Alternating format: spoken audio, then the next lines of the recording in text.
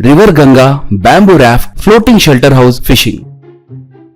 गंगा नदी के किनारे एक छोटा सा गांव था। उस गांव में ज्यादातर मछुआरे रहते थे। वो आए दिन नाव में नदी को जाके मछलियां पकड़कर उन्हें बाजार में बेचकर पैसे कमाते रहते थे। वैसे एक गरीब मछुआरे का नाम परमेश था। परमेश को पत्नी और बच्चे थे। बच्चे एक स्कूल में पढ़ते थे। वो लोग एक छोटे से झोपड़ी में रहते थे। परमेश आए दिन नाव पे नदी में जाकर मछलियां पकड़कर उन्हें बाजार में बेचकर वो पैसे लाकर पत्नी को देता था। उस गांव के लोग कूड़ा कचरा सब लाकर गंगा नदी में फेंकते थे। इस वजह से पूरी नदी प्रदूषित हुई। प्रदूषण के कारण मछलियां मरकर पानी के ऊपर तैर रहे थे। उन्हें देखकर परमेश बहुत दुखी होता था।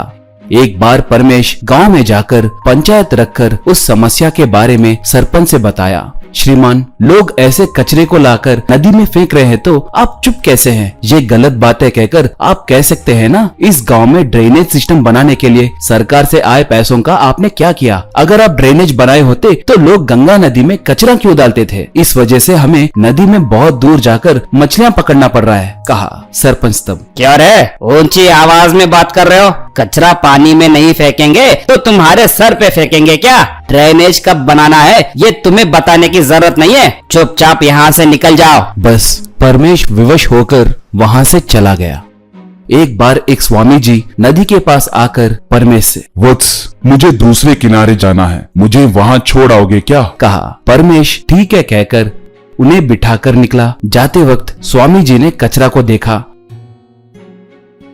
दूसरे किनारे को पहुंचने के बाद स्वामी जी, बेटा, गंगा माता को तुम्हारे गांव पे बहुत गुस्सा आया है। अगले सोमवार के दिन माता तुम्हारे गांव को डुबोने वाली है, आप सतर्क रहना, कहकर वहां से चला गया। परमेश तब, क्या गंगा माता को गुस्सा आया है? बाप रे, तुरंत जाकर ये बात गांव वालों को बताना है, सोचा। परमेश जाकर गांव में सबको बुलाकर जो भी था वो सब बताया। बस लोग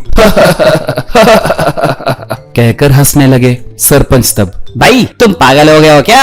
वो स्वामी जी कौन है? उसके कहने से ये सब हो जाएगा क्या? अरे भाई जाओ, जाकर अपना काम देखो, कहा दूसरा आदमी। ये परमेश, खामखा ज्यादा मत सोचो, ऐसे कुछ नहीं होगा, जाओ अब, कहा। परमेश घर को आकर पत्नी और बच्चों से, पता नहीं मुझे बहुत डर लग रहा है। अगर स्वामी जी की बातें सच हुई तो हमारा क्या होगा? इसलिए हम एक नाव घर बनाकर उसमें ही रहेंगे। अगर बाढ़ आई तो हमें कुछ नहीं होगा, कहा। पत्नी और बच्चे ठीक है बोले। ऐसे परमेश ने एक बैम्बू राफ्ट फ्लोटिंग हाउस को बनाया। उसमें अपने परिवार को रखा। वही मछलियां पकड़कर, वही खाना बनाकर खाते हुए सब वहीं रहने लगे। रविवार के दिन रात के समय भयानक बारिश गिरी।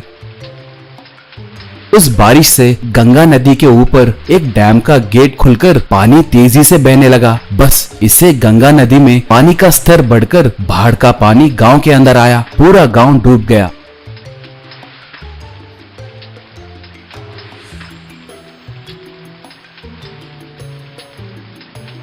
लोग घरों पे चढ़कर मदद के लिए पुकारने लगे, मगर परवेश वालों के नाव को कुछ नहीं हुआ।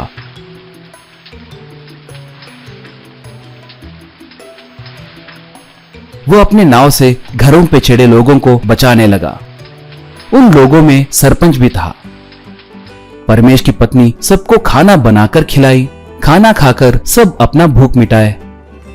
सरपंच तब, परमेश, तुम्हारा एहसान मैं कभी नहीं भूलूंगा। तुमने पहले ही बाढ़ के बारे में चेतावनी दी, मगर परवाह करे बिना तुम्हारा अपमान करने के लिए हमें अच्छा सबक मिला है। ड्रेनेज की कितनी जरूरत है मुझे आज अच्छे से समझ आया। अब से मैं गलत काम नहीं करूंगा, इस गांव के भलाई के लिए काम करूंगा, कहा। उसके बातें सुनकर सब बहुत खुश हुए।